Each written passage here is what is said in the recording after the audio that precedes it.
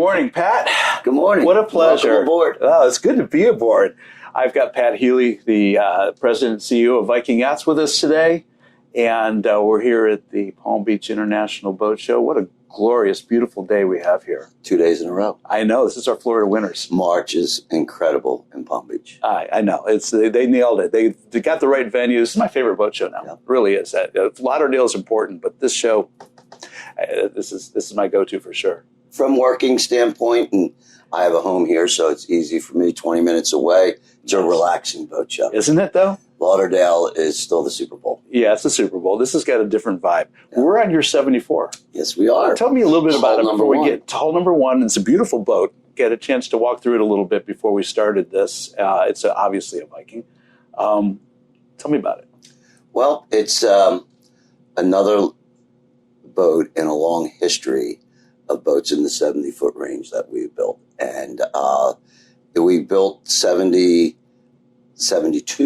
over the previous 8 years. It was a great model.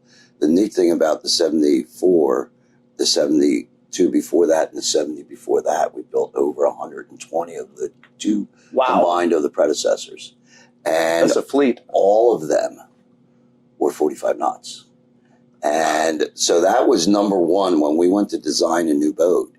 That was number one objective. How do we maintain the speed with the same horsepower? That was the key. That was efficiency. The key. Efficiency. The neat thing about this boat is that we took and looked at, okay, what do we have to do? We're going to put 14 more inches in the cockpit. We need a little bit more dancing room when we're fishing. Right. Okay. So we did, and we left the salon at the same length and overall, but we cheated some beam out of the boat.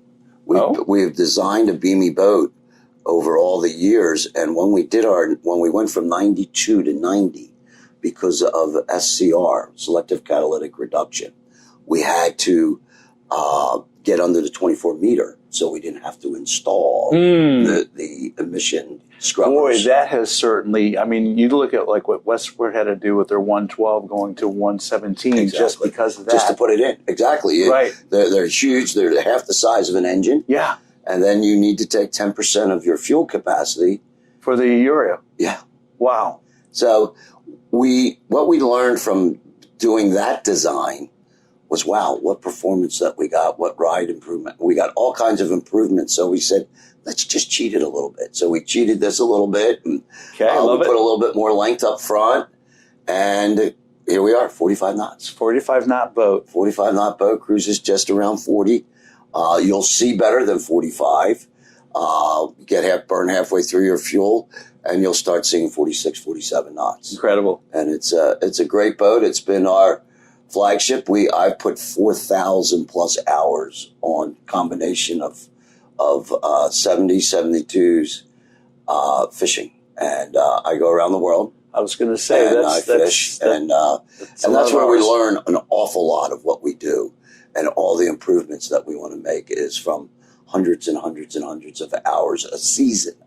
Right now, we're in the winter season. The winter season, lucky for me, takes me to Costa Rica for 6 weeks. Goodness. And fishing 4 or 5 different tournaments down there. And that is, but down there, the competition is the best. How are you doing? We're winning. I love it. That's cool. We're winning. And that's, we've been very fortunate to have a great team. Right. We just got back from Capos on Sunday, and we had the IGFA inaugural Open in Capos. Okay. And we got fortunate to win that tournament with 81 sailfish and 2 days of fishing. Wow. That was insane. That's incredible. It was insane. That's incredible. That's a lot of fish. It's a lot of fish. We caught 46 in the last 5.5 hours. And we were started out in first place on day one. And after day one, starting of day two, and we fell behind by 5 or 6, 7 fish. Okay, get a little nervous. And then we put a charge on, and it just didn't stop. We got very lucky. People say, I always say we get very lucky. And I truly do. You make your luck, but you get lucky to be at the right spot in the ocean, find the bait, and then work the bait. Right. And then, right. and well, then you, get your fish. You make the luck because you've been doing it. So Exactly. you know what to look for. You can read the seas, and you sound get like my sense. father. My fathers would come back. I would come back and say, "Pop, we want another one." And he says, "Good." I'm like, "Good? Good. Yeah, what do you mean?" And he says, "You ought to. You go all the time."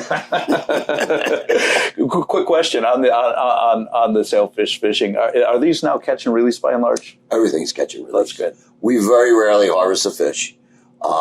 In the summertime, some of the tournaments up north, there'll be a category for heaviest blue marlin, and you only get very fortunate. The great thing, I can count on both my hands the amount of blue marlins that we've harvested, and also the amount of white marlins, and that's in 40 years. There you go. So it's around 10 on each species. Good. It's exciting. I've been on boats where we've caught fish, and it's adrenaline gets pumping. It's nothing like it, and that's the neat thing about our industry. That's what drives it. It's people that are. I'm very fortunate.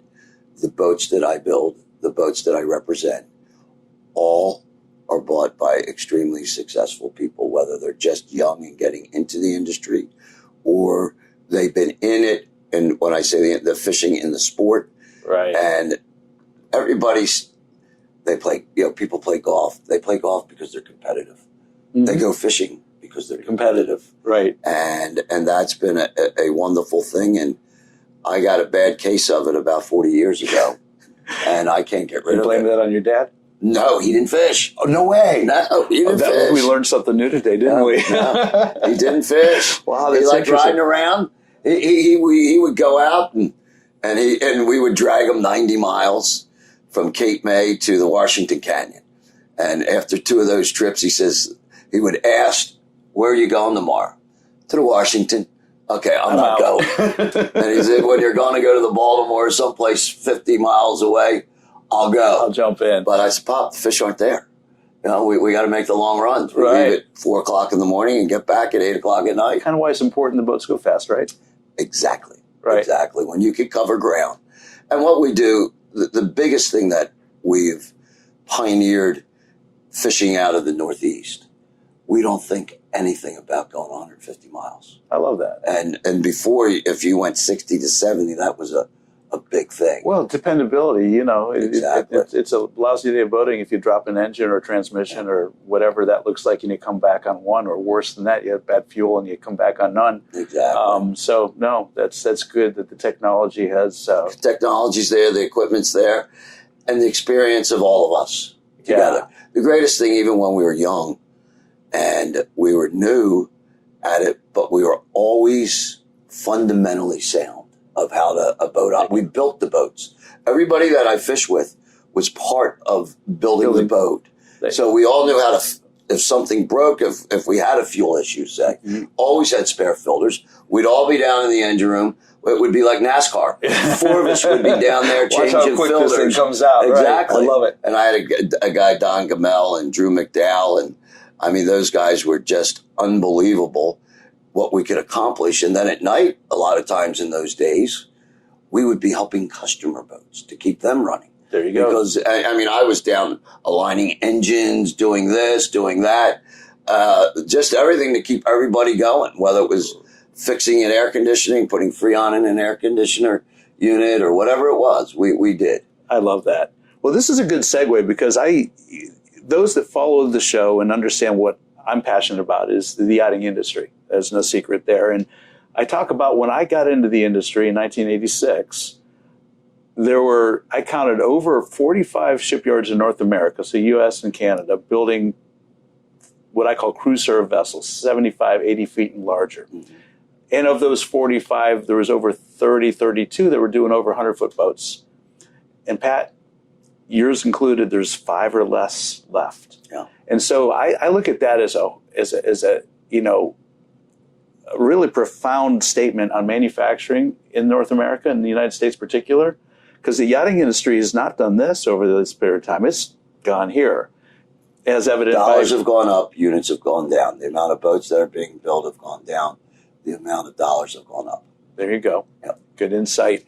So I like talking about the history because it does bring us to the present, and then our next generations have a better vision of what the future can look like. And so I like to kind of dig in a little bit just to kind of set the foundation. Again, I started in '86. I'll tell the story how I got my first introduction to Viking in a moment. I'd love to hear it from you, how your dad got things started and where Viking's genesis came from. Sure. My dad and my uncle, obviously my grandfather. It started with my grandfather, Pat Healey. So you're the third generation. Yes, third generation. Fourth generation. All right. Yeah. Good. And so my grandfather was in the steel business. Irish. His father came from Ireland and came into Ellis Island, ended up in Scranton, Pennsylvania, a little town that you might have heard of the last 4 years. You think? Well, yeah, I love when you see this thing. My grandfather was in the steel business. He came from Wales. Okay. And he went to McKeesport, Pennsylvania, and he was right in the foundry business. Yeah. And so, that's interesting. My parents come from that part of Pennsylvania, and then we ended up in Florida. But yeah, the ocean never came into that conversation. That was manufacturing and steelwork, and yeah, absolutely. So my grandfather, he eventually moved with his bride down to the Jersey Shore because Atlantic City was just starting to go, the Nucky Thompson days, the Boardwalk Empire days. And yet my father was born in Atlantic City along with my uncle. Wow. And so my grandfather went from being a laborer to then being a foreman, and then creating his own company and getting a group of guys together, and they formed a steel erection business. And he focused in putting up, he worked on bridges, he worked on the big hotels that were going up at the time, and then he focused on infrastructure. He felt that the big companies were going to go on the big jobs. So his company was focused towards putting up schools and some hospitals, small hospitals, all along the Jersey Shore. And started working in there, and then Atlantic City started going down. He moved it to Camden County, New Jersey, which you have Atlantic County, which is where Atlantic City is. The next county to the west is Camden County, which borders up to Philadelphia on the Delaware River. That's right. And my father, then they all moved, and that was in their high school days. And my father ended up, after high school, going in the Marines. He was going to, he was Paris Island, and they were going to Japan. Whoa. And fortunately for me, the war ended. He didn't have to. He didn't have to go. He was a China Marine. Wow. So he went to China. Right. Okay. And so he goes and gets out, and of course goes to St. Joe's, where we all went. And he, of course, wanted to expand my grandfather's business. Like, let's buy more equipment, more guys. We'll recruit more guys. We'll do 5 jobs at a time instead of doing 2 jobs at a time. And my grandfather, he went through the Depression, and no, we're not going to do that. And of course, they had monumental dinners at home. And my grandmother, my mom, she said, no more business talk at the table. And that, of course, trying to rein in that entrepreneurial. That didn't work, and there was always screaming and fighting. So an opportunity came along to build a marina. And so they built a marina, and it was called the Bass River Marina, which is where we are today. That's right.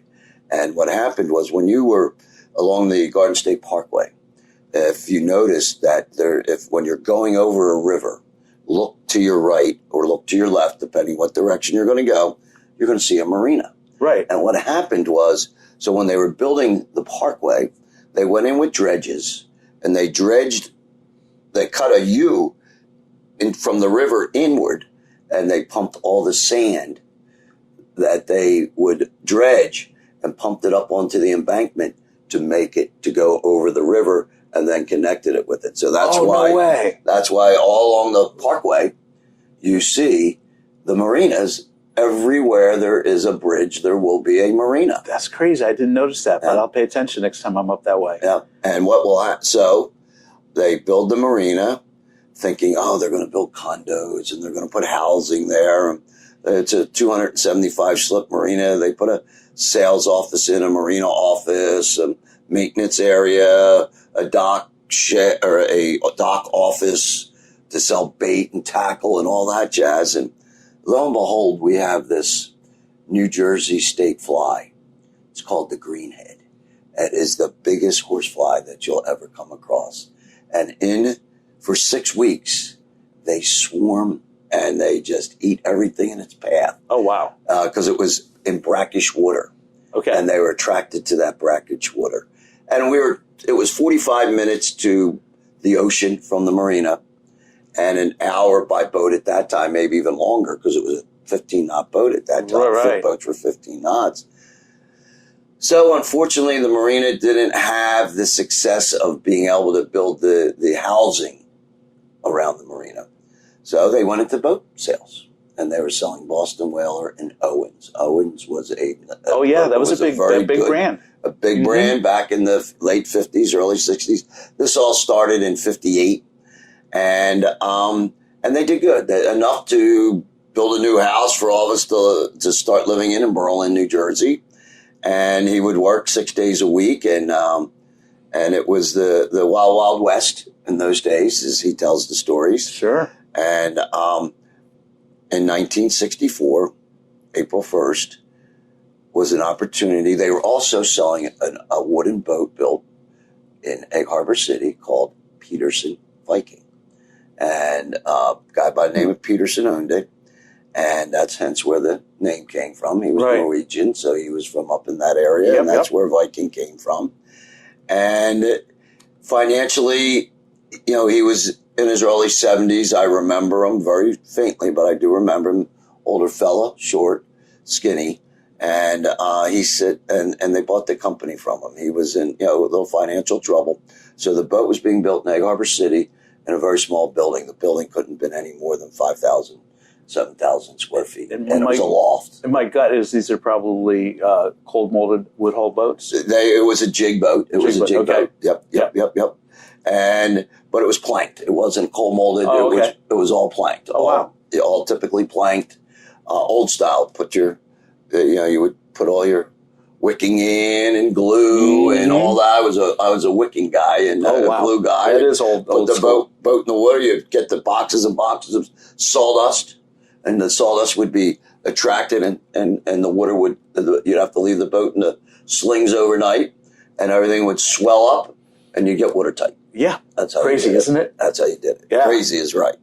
And so that was, and when they built the marina, they had a 25,000 square foot building that they had where they put all the boats in the winter. Anybody want winter storage? If you went inside, it was X dollars. So it was just a dirt floor, and that's where the Viking Yacht Company is today. Wow. And now it's 1 million square feet. I was mentioning to you, I was there in New Gretna and toured the factory again this past December. Yeah. And it is remarkable. If anybody ever has the opportunity to come up and take a visit, don't miss it. Please come. It is state-of-the-art boat manufacturing today for sure. Yeah. So I met Bill, your dad, right? Yep. Yeah.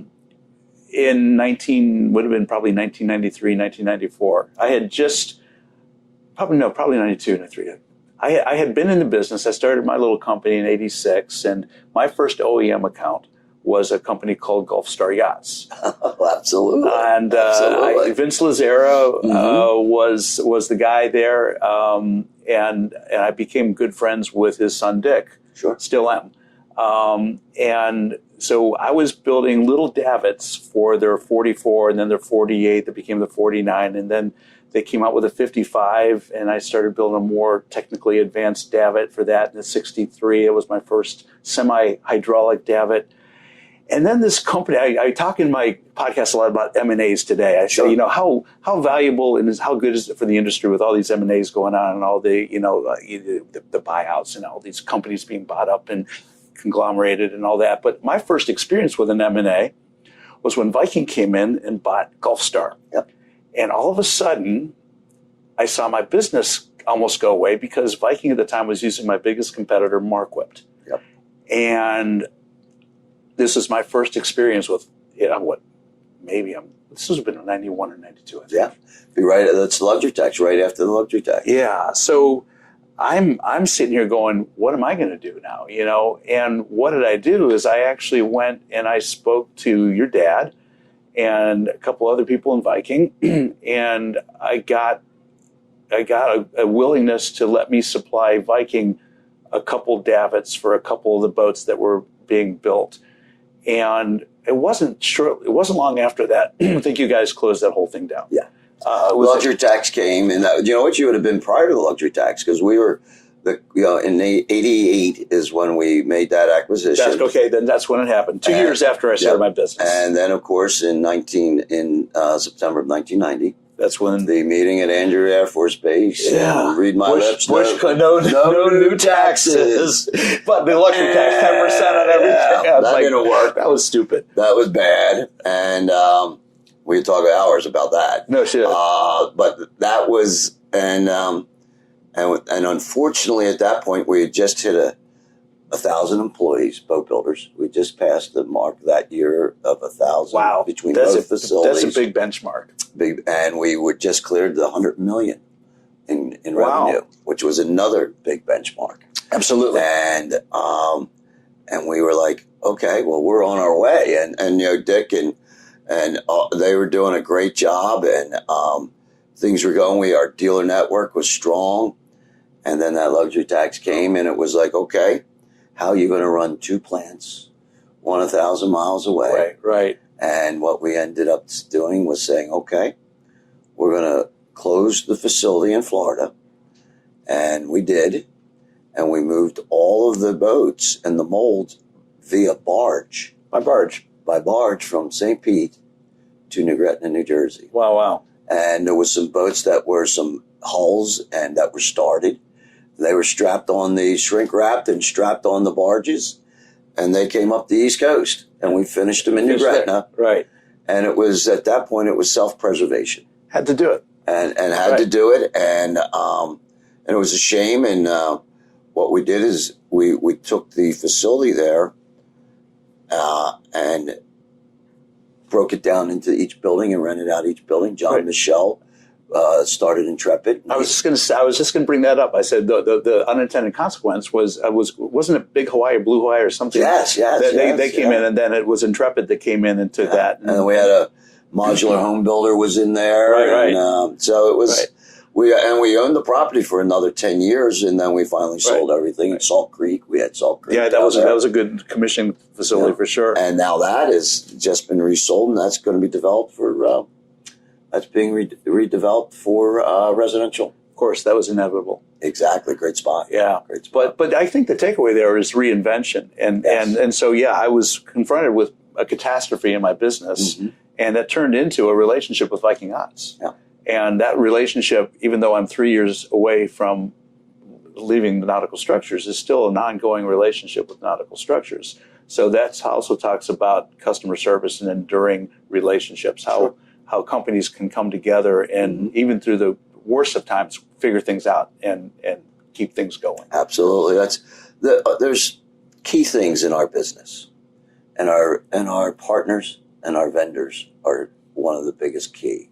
Having that strength and what we refer to it, and with a lot of our vendors, we get exclusivity to whatever we develop together for a minimum of a year. You should. And because of the amount of time, the engineering group and the design group that we have in New Gretna at Viking under Lonnie Rudd is not duplicated. He's a treasure, by the way. Smart guy. No. He's a treasure. It's not duplicated anywhere in this industry by any company. Right.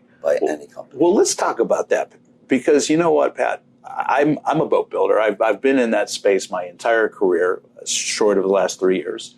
I've felt myself really blessed, and I just point this out so if people listening to the show understand where I come from in this conversation. So, so many of the projects I was involved in started with the naval architect and yacht designer, because we were almost always integrating our product. It wasn't a bolt-on type of thing. It was built right in. And so because of that, you learn how these boats are built. You see the different ways. I've been arguably in every single shipyard in the world that builds white boats. I've been in Asia, did a lot of business in Turkey, Northern Europe, Southern Europe, a little bit in South America, and a lot in North America. Most of my business was there. So the takeaway from there is not only the relationships, but you really see the different ways how boats are built.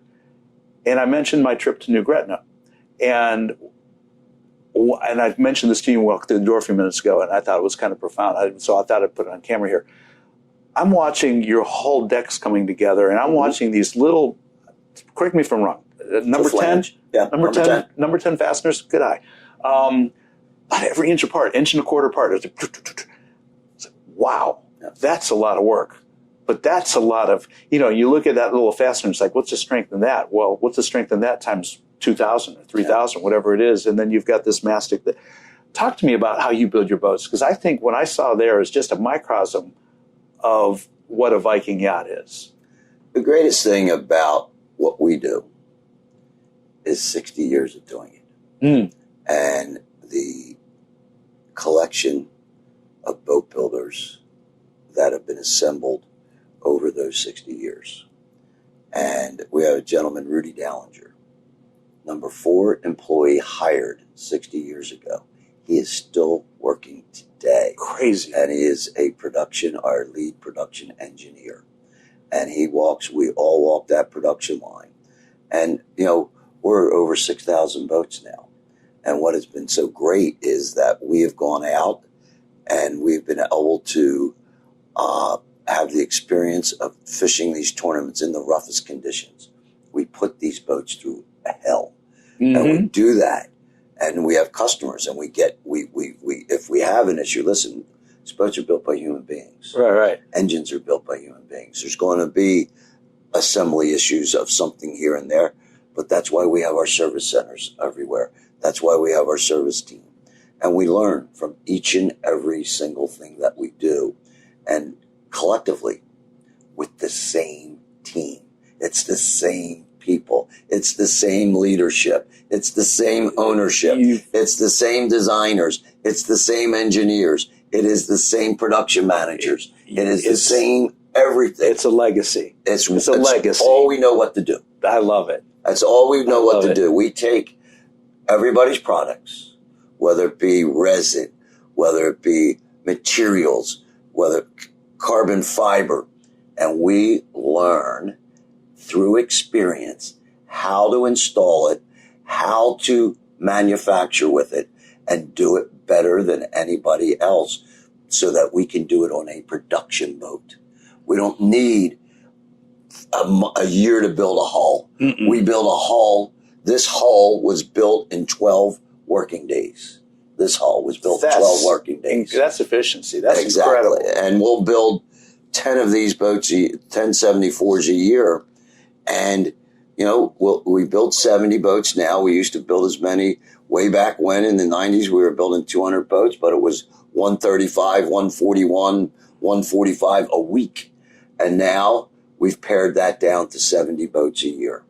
And then we also build 20 Valhalla 55s. We're going to go there in a minute. Yes. Okay. And so we build 95 boats typically or 90 boats typically out of our New Gretna facility.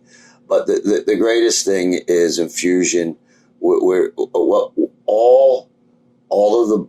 of the things, all the construction techniques, every vendor, where do they perfect it? Where do they start it? They started in New Gretna, New Jersey with our team, engine manufacturers.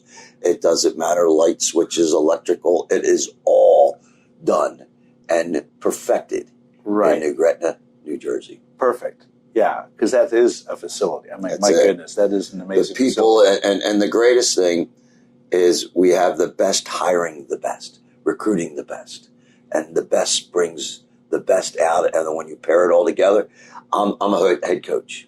That's what I am. I'm a head coach. That's a good way to put it. And we have people. You've empowered the people below you to take ownership of what they do. And listen, I'll go in there, and some days they have to get me grounded because I'll get out ahead of myself. But that's okay. Yeah. Because if you're not going forward, you're going to go backwards. Yeah. And if you go backwards, then you get crushed. Yeah, you can't recover by and large. And I think that's one of the reasons why we've seen so many boat builders not survive the downturns and all that. It's tough. It's a tough industry, let me tell you. And my father, let me tell you, he's still with us, 97 years old, and he's a little beat up. But I'll go see him in 10 days. I'm counting it down, and I'll give him a report, and he gets some of it. He gets some of it, and he's just so proud. And he told me 12 years ago, he grabbed me by the arm, and he says, "You take care of these people. You don't let anything happen to these boat builders. You keep this in the family, and you go forward." And that's what we're doing. And we're not going to. This is not a company that's for sale. I was just going to say, because, like I said a few minutes ago, all the M&As that are going on, and I interviewed Chuck Cashman a couple of days ago with MarineMax. And good man. He is a good man, and I've admired a lot of what they've done there. Good company. It is. It's amazing what they've put together. Bill McGill and I did business when it was Gulf Winds in St. Petersburg, Clearwater. Actually, my little factory was right around the corner from there, and so I watched MarineMax grow up, and it's remarkable what you can do in this industry. But I also look at things like how, for instance, Safe Harbors had bought up all these properties and owned all this real estate, and I asked the question, or you look at Brunswick Corporation, and they're struggling. They own all these boat brands, and they're not successful by and large, at least not to the shareholders. You look at Brunswick has done a good job. I mean, Mercury is the brand in the outboards right now. Yeah, I mean, they have done a wonderful job. That team in Fond du Lac, first class. Yeah, first class. They have done a terrific job. They've took their market share. I go in, I take market share. They went in like Pat Healey would go in. Good. All in, baby. That's and what they you did a right? great job. And I think Brunswick has done a great job with a lot of their brands. They were, years ago, Buckland, he went around and bought a lot of things. Mm-hmm. And his business model was growth through acquisition. And I give the credit now that the current team at Brunswick is organically doing it. And I think, to me, I give them all the credit. I'm a stockholder. All right, good. Well, you're paying attention then, because at the end of the day, it is. We want the success of the industry. We want to raise everything up. A rising tide floats all ships, as long as the ships are seaworthy. Yep. And yet, when I look at businesses in this industry, so many of them started as mom and pop operations with a passion for building boats. They have a love for the sea. There's a reason they got into it, and it wasn't really making money because honestly, there's not a lot of margin in any manufacturing, boat building included. It's tough. It is tough. So it's refreshing to hear you say Viking is a family-owned company. It will always be a family-owned company. It's not for sale. Bravo. I think that's beautiful. Absolutely. I think that's part of the American dream, a good part of the American story. It's generational. It's a legacy. Mm-hmm. And you've met my daughter and my two sons. Yeah, they're very active in the business, and it's made a lot of wealth for the Healey family, and you have to appreciate that. It didn't come easy. And we were about 1,800 boat builders that work at Viking, and the Viking Marine. It's no longer Viking. It's the Viking Marine Group. You've got 8 companies, right? Yes. Yeah, that's cool. Vertically integrated. That's what you want. Exactly. That's what you want. Some diversity. Anywhere we saw that we struggled with getting our boats delivered, and customers were upset, we put a path together to solve that problem and did it ourselves. I want to touch on 2 things in the history before I get into some of what you're doing now and going in the future. We were in the same boat together essentially in 2008.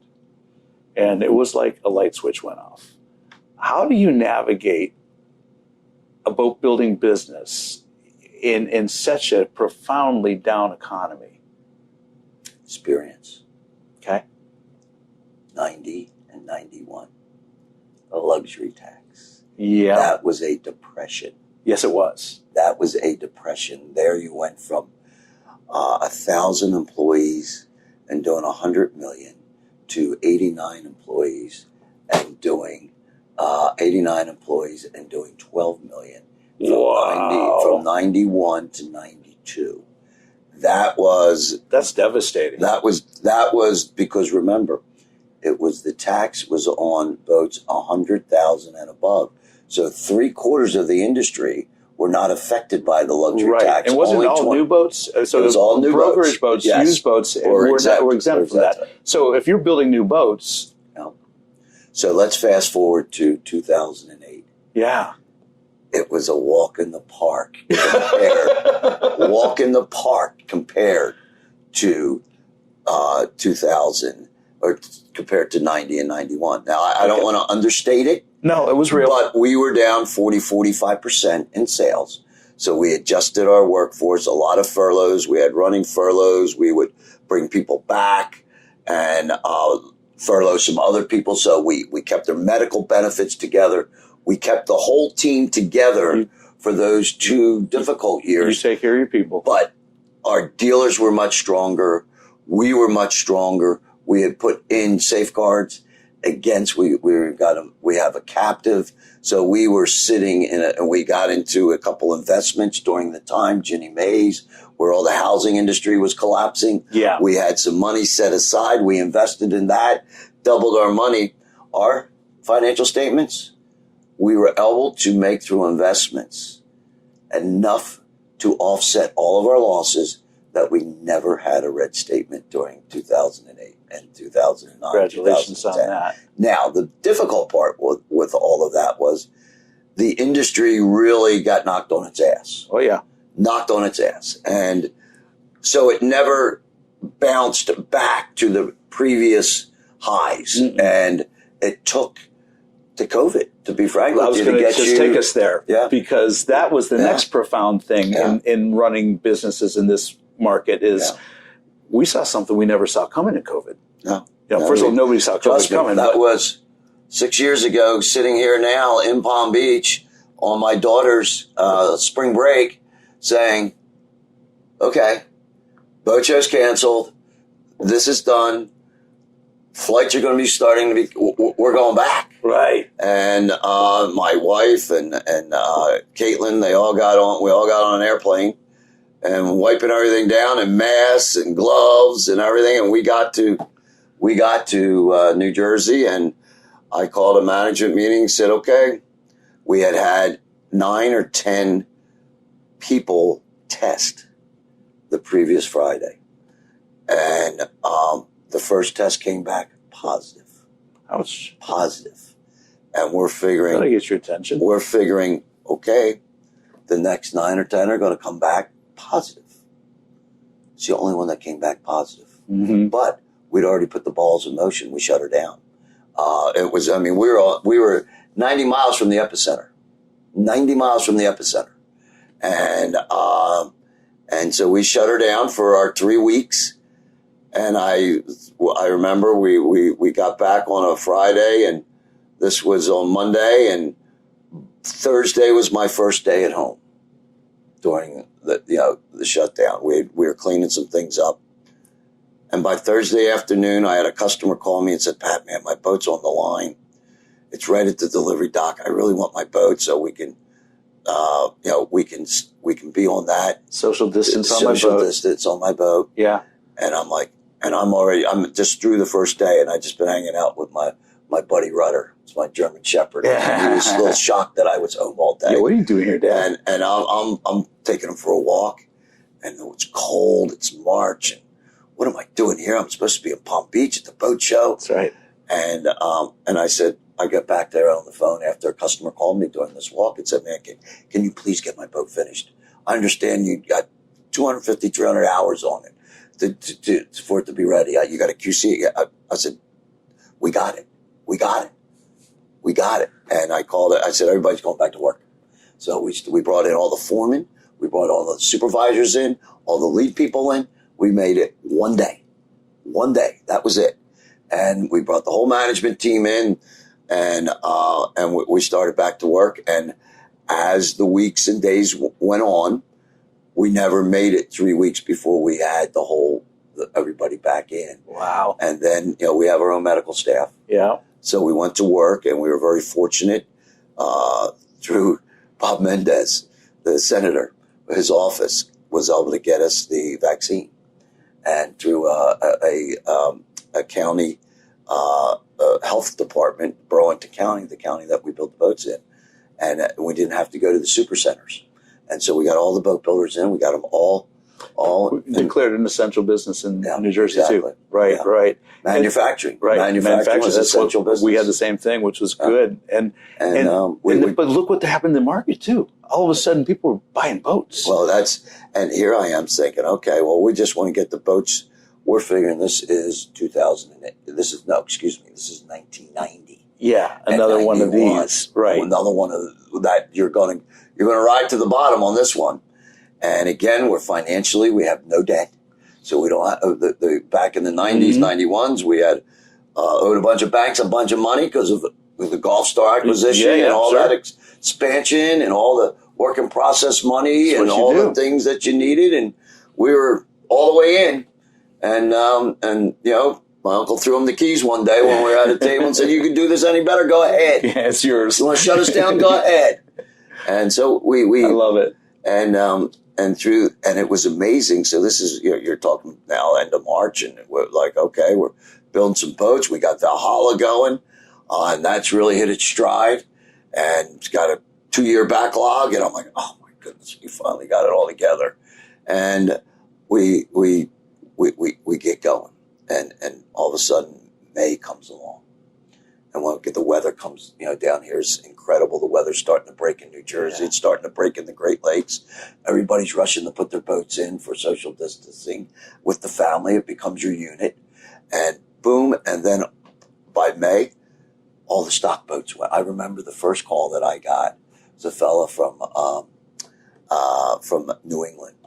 And he said, Pat Brogan. And he said to me, I want to buy a 48. And I said, our dealer has one in inventory. And it's right there, 30, 40 miles from you.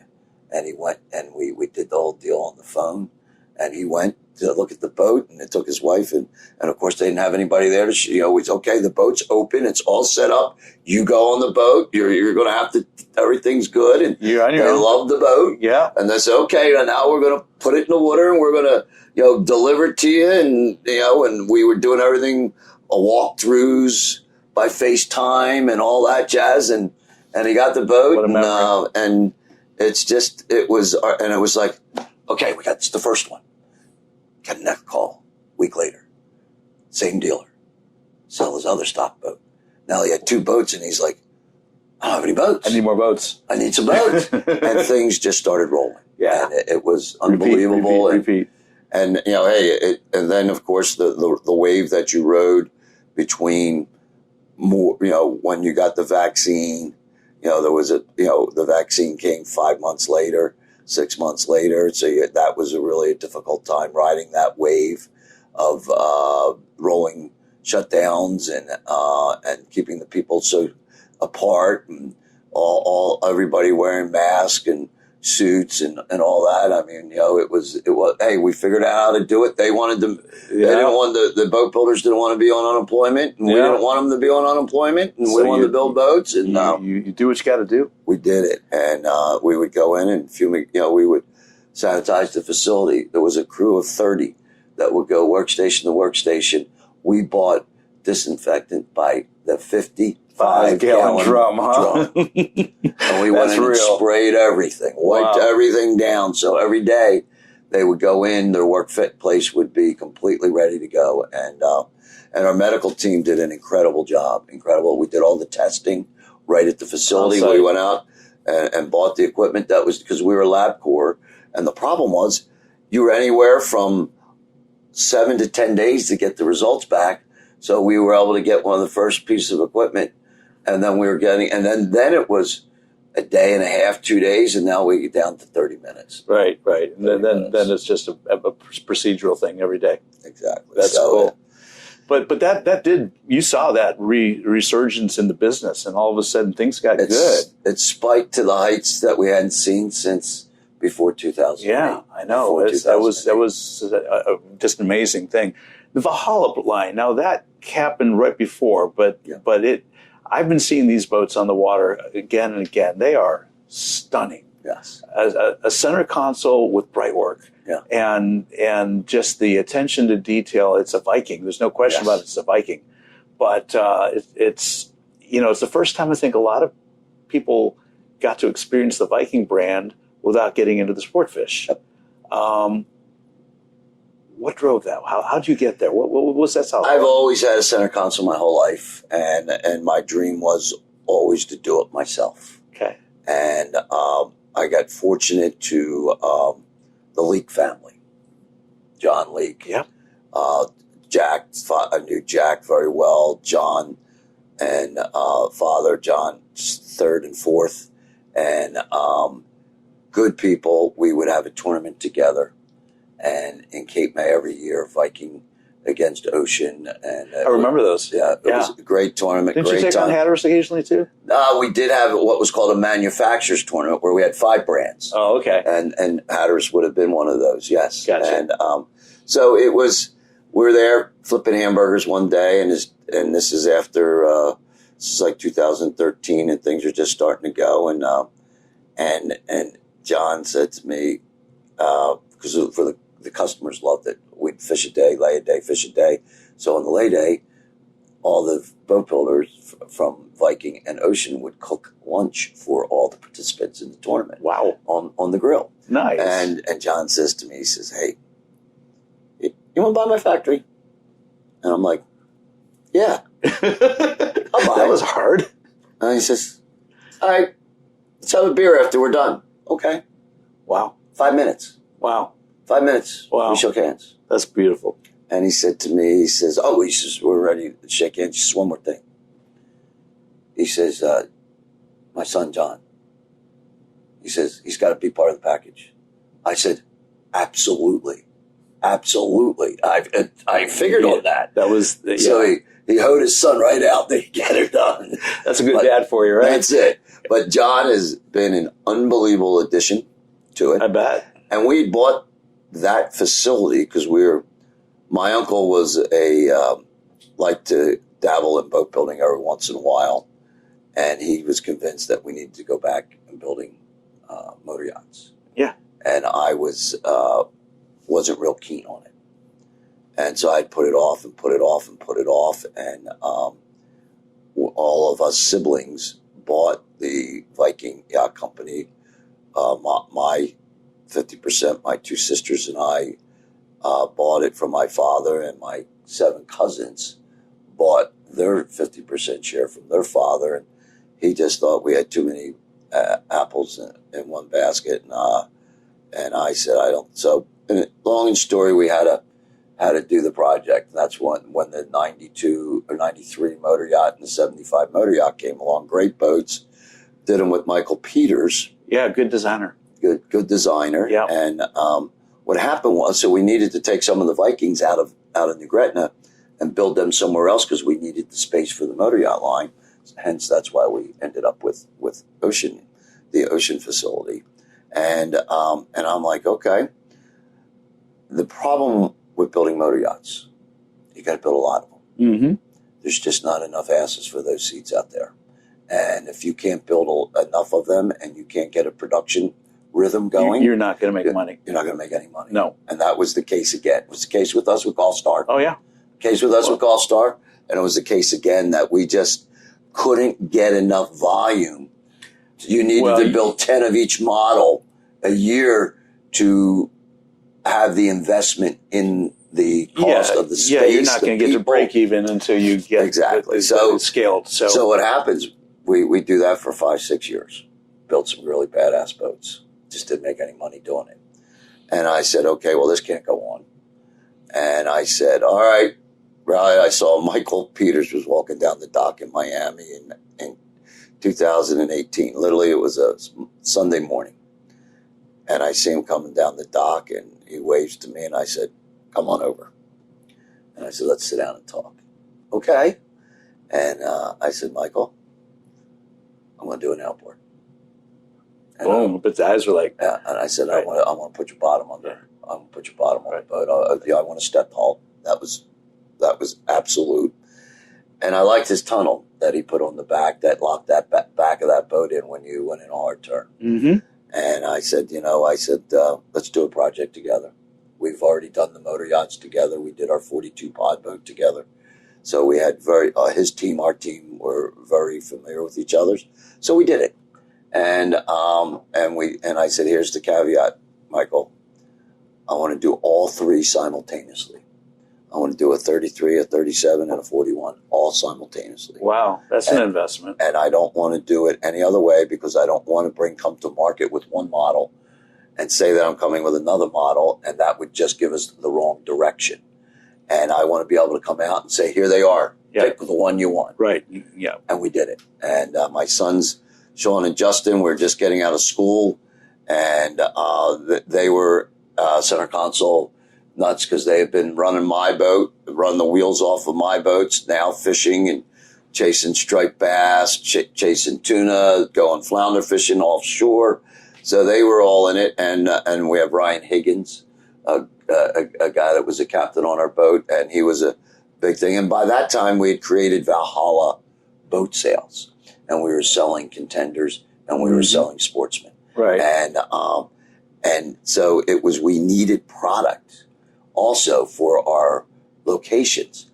And now we had this factory. So might as well make the product. 115,000 square feet. We had the workforce and we had the management.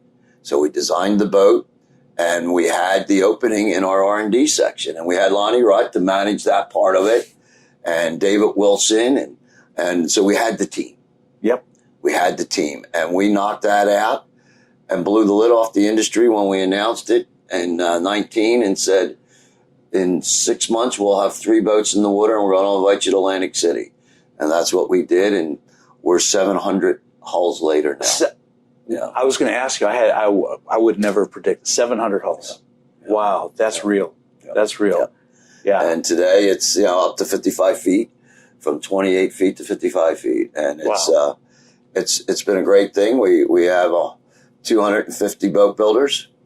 Building anywhere, last year we built 137 combined. That's incredible. Yeah, that's incredible. Congratulations on that one. We enjoy it, and it's been a great deal. And of course, we're Princess of the Americas also. We're the distributor for Princess. I've been in their factory over in the UK. They're a great group. Will Green is a true boat builder. They've gotten to the roots. Their 60th anniversary this year, and he's here at the boat show and congratulated them on that after we went through it. And they've got a big old screen over there with all the old, I love it, all the vintage, all the legacy videos going. And so it's, this industry is, like I said, if you are not going forward, you're going backwards. You have to. The minute you go backwards, then you're put in a position where someone's going to get you. Well, because, you're not relevant. And without being relevant, there's too many other choices. Exactly. And that's where it comes right down to it is at the end of the day, like you said, how many seats do you have to fill, the boats you're going to build? And you are attracting those from other companies that can't keep those seats filled.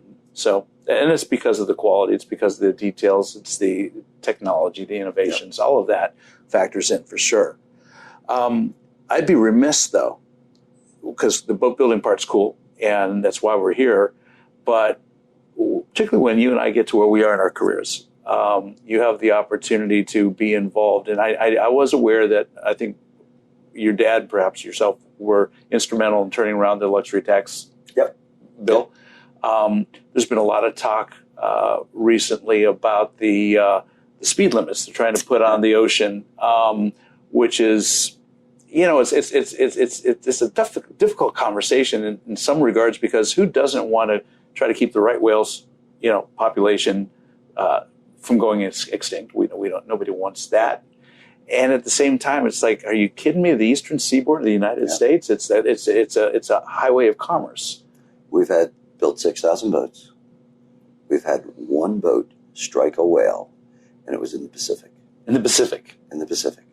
We have not had any whale strikes and we would know because you hit a whale, the boat in the Pacific, a great captain was running the boat. It was a bad company boat. Anthony Shea, who's traveling the world today in the pursuit of greatness. And so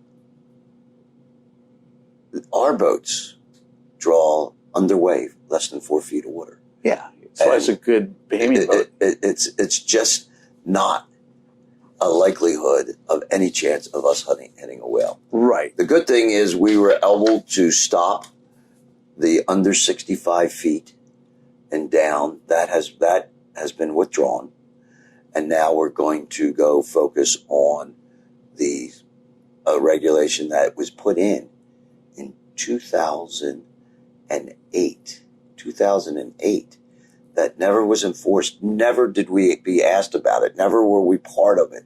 The industry, the boating industry was never brought into it for any feedback. We were very lucky that this was caught. It got to me, and I did the emergency meeting at the Lauderdale Boat Show and had 300 people come to the show and said, we're all in on this, guys. This is another luxury tax. If we get this, it's going to shut us down. Right. And we were successful in getting that pulled back and by the enviros. Now, when it was done in 2008, there was an exception in the writing of the rule. And the exception was if there is technology in the future that'll allow a detection of the whale on a boating system. We have a young man, Elliot Horowitz. Elliot was part of Mongoose, and Mongoose was one of the startup companies in AI.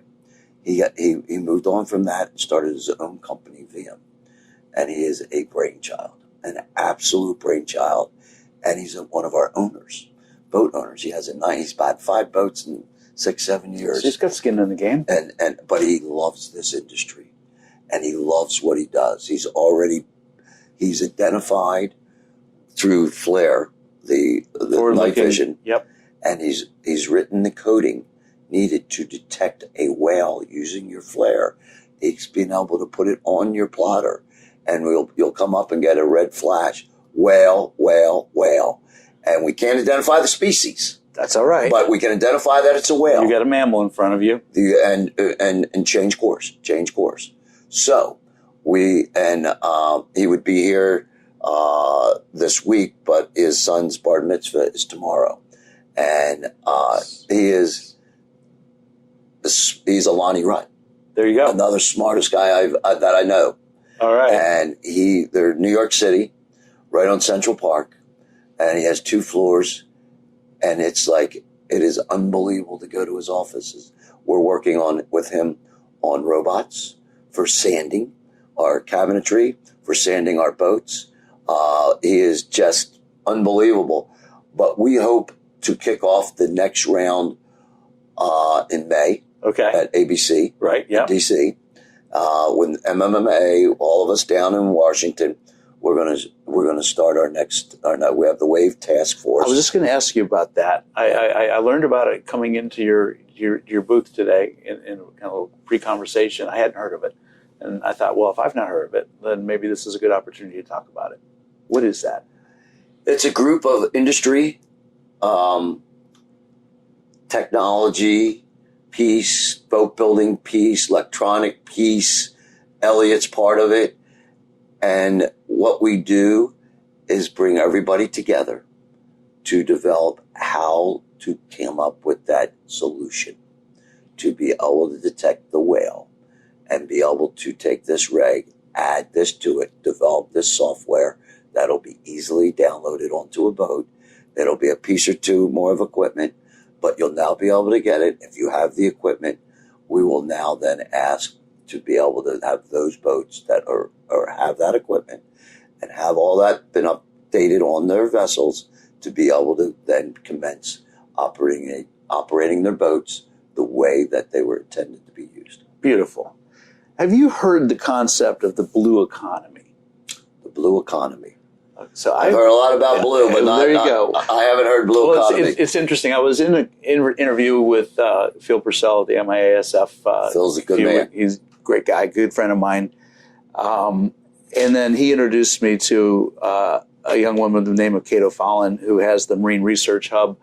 And she and I had a conversation recently, and she was talking about, I think what you just described fits exactly into that. You hear about the green economy, or the greenies, and that's basically, shut down all the hydrocarbon emissions and get rid of all the hydrocarbon engines and go all electric and the kind of shit that, it's in a perfect world, right? But we don't live in a perfect world. It's not going to happen. Industry. Right. And of course, that kind of thinking shuts down the economy, shuts down business. Blue economy is the opposite. It's everything's connected to the ocean.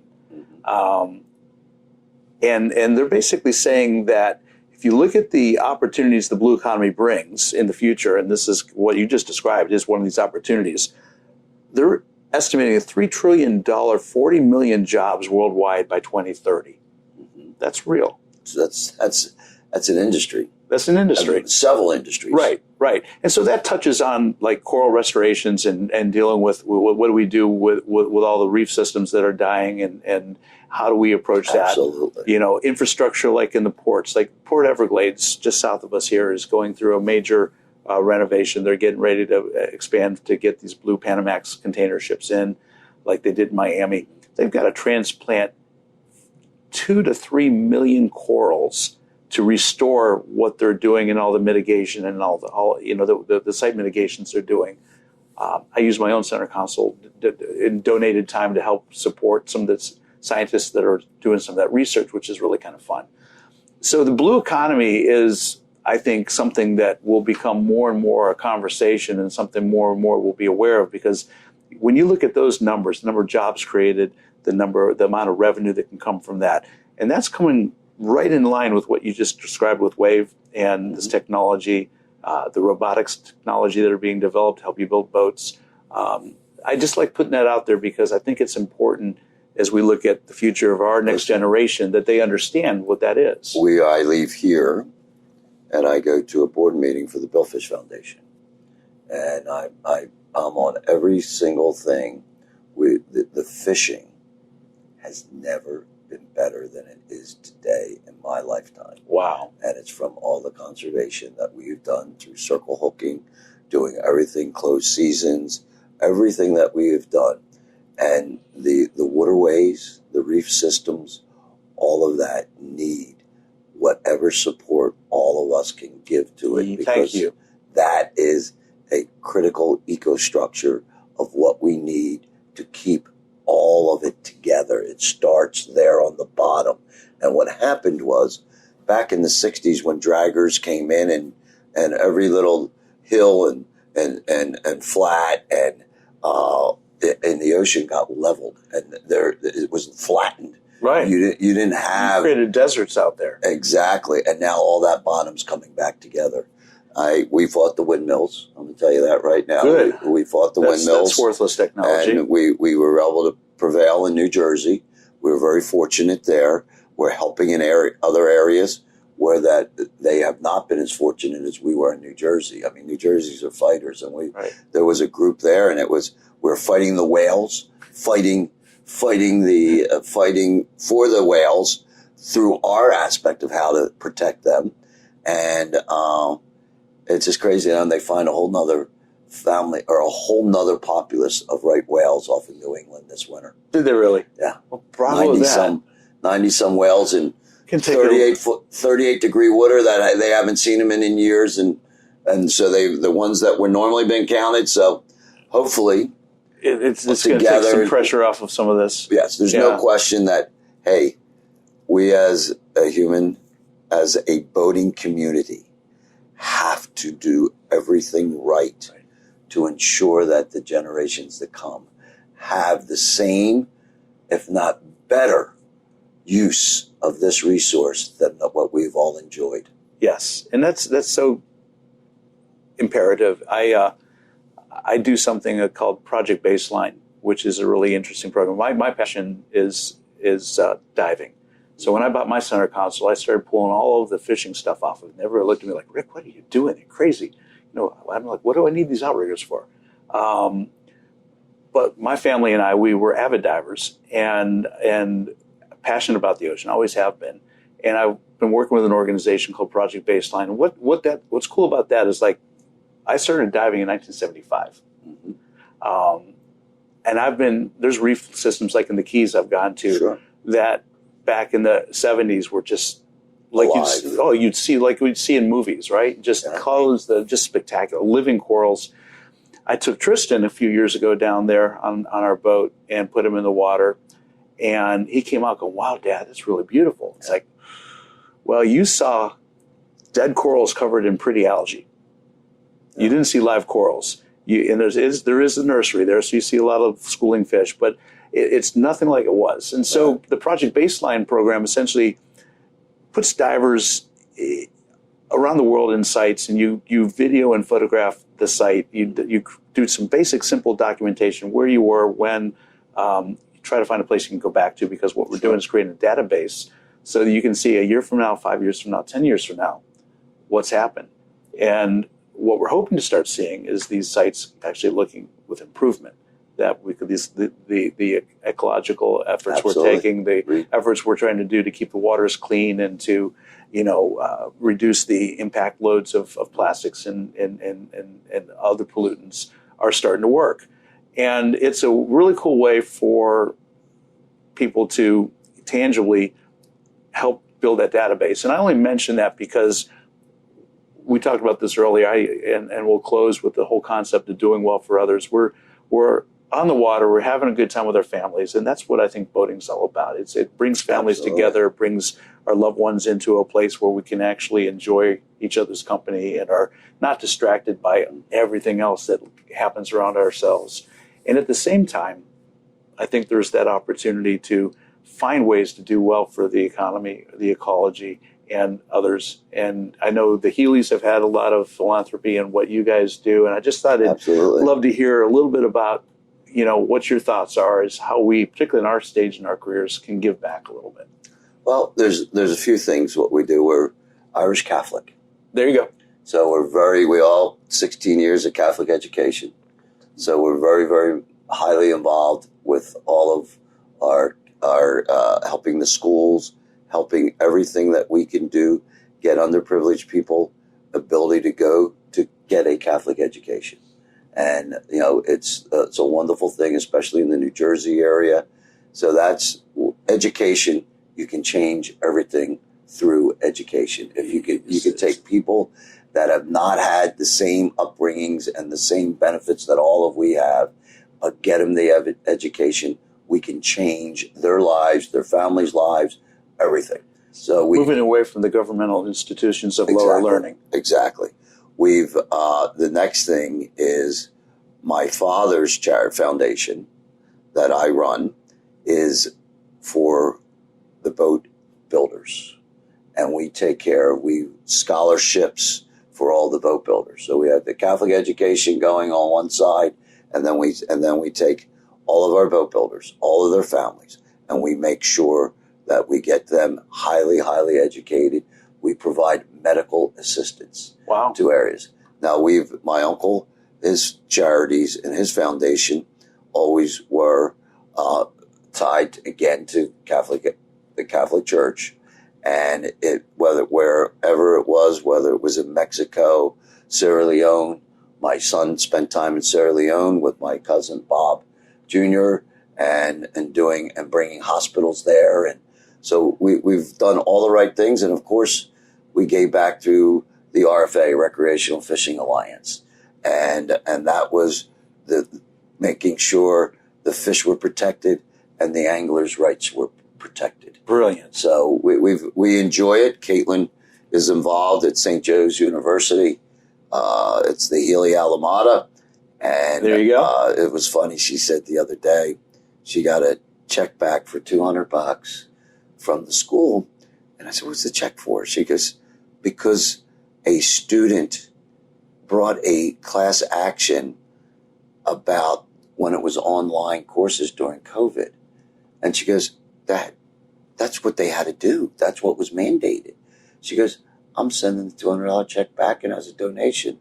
And I'm going on our line and tell everybody that that's what they have to do. Send the check back. Yeah, you don't need it. Do it for the right reason. Some smart ass decided to They didn't have to go to school then. They could have, a lot of people didn't go to school just then. withdraw for a while. Hey, listen, they all should have been given the same 4 years, 5 for me, the same 4 years that we all enjoyed in those years. Right. The on-campus interaction, all of that. It's a cultural It was experience. stolen from them. But it wasn't St. Joseph's University's fault. It wasn't Penn University's fault. It wasn't anybody. We're big in the Philadelphia area. Yeah, sure. And so it wasn't anybody's fault in higher education or any education. It was the cards that we were dealt with. They had to operate. Listen, we all had to move forward. We couldn't stop. No. The human race couldn't stop. No. As soon as you stop moving, you start dying. Exactly. You have to move forward. Absolutely. We enjoy it, and there's no cause. There's nothing that I won't be involved with. And we take kids fishing. We do the vets fishing. We do it all. And we do it with the biggest thank you to all of them. And Pat, is there anything better than boating, though? No, when you really think about it. This is the people that I've built boats for all of them. Mm-hmm. I've built boats for all of them. Feels like a privilege, basketball doesn't stars, baseball stars. It doesn't matter. Fortune 500.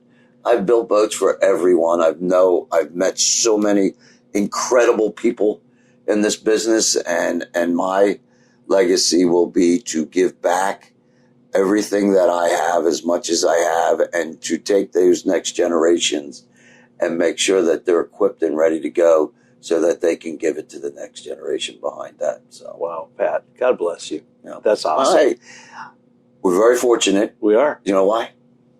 We're in an industry. People don't need a boat. No, I know. If I was in the car business, you need a car. If I was building houses, you need a house. We're building boats. Yeah. This is something they don't need. So you better do it the best. Because if you don't do it the best, you're not going to be around too long. No, that's not true. That's so true. No, it is one of those ironies that we're in an industry that supplies a product and a lifestyle. Yeah, but absolutely. coming out of COVID too, and my experience, because I happened to have my boat tied behind my house when that was happening, and that was such a blessing to get on my little 30-foot center console and get out in the ocean. Yeah. At some level, I think the human, at least if you have a love for the ocean, your human soul basically says, "I need to be around the water." Yeah. You don't need it, but at some level, maybe you do. Yeah. Maybe fundamentally, the way we're wired, it's just like, because whether it's this beautiful 74-foot Viking or a 17-foot,